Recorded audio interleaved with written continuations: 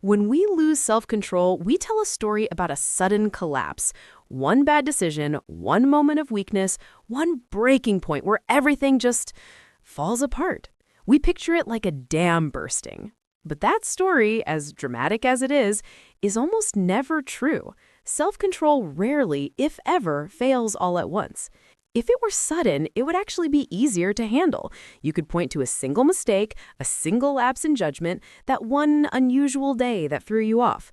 But the reality is far more subtle. Discipline doesn't shatter. It weakens gradually.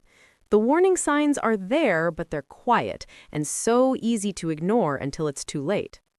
Think of self-control less like a solid wall that can collapse and more like a shoreline facing the tide. It erodes. It's worn down by 1,000 tiny cuts, the repeated small compromises we let slide, the sheer number of decisions we have to make every single day, and the slow, creeping fatigue that builds up over weeks. Each of those moments feels manageable on its own. A single wave doesn't seem like much, but together they eat away at our defenses, reducing our margin for error until there's nothing left. By the time it looks like a sudden failure, the foundation has already been washed away for a while. This isn't just a metaphor. Psychological research backs this up. Our mental energy, the very fuel for self-control, doesn't just vanish in an instant. It declines progressively as demands pile up without enough time for recovery.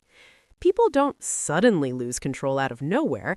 They reach a point where their control has already been stretched so thin for so long that it can't stretch any further. It was never a sudden snap. It was a long, slow pull. And understanding this completely changes how we should think about failure. We need to stop asking, what went wrong in that one moment?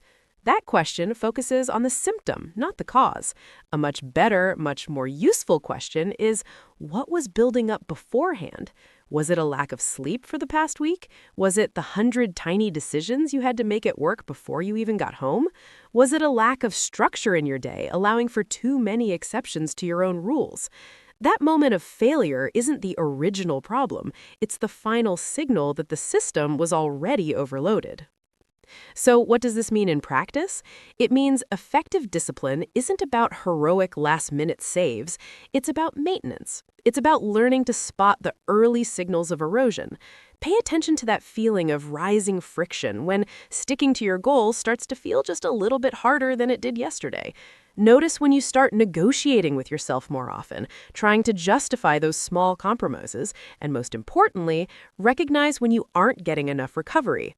Addressing these quiet signals early is what prevents the dramatic breakdowns later. Self-control is protected by the small, consistent acts of maintenance, not by waiting for a crisis to show your strength. Self-control doesn't fail in a flash of lightning. It fades in the rising tide of pressure and the slow erosion of our routines and structures. But recognizing that pattern is our advantage. It allows us to manage our discipline proactively, to reinforce our shoreline before the storm hits, and to prevent the collapse from ever becoming inevitable. And that is how real, lasting consistency is built.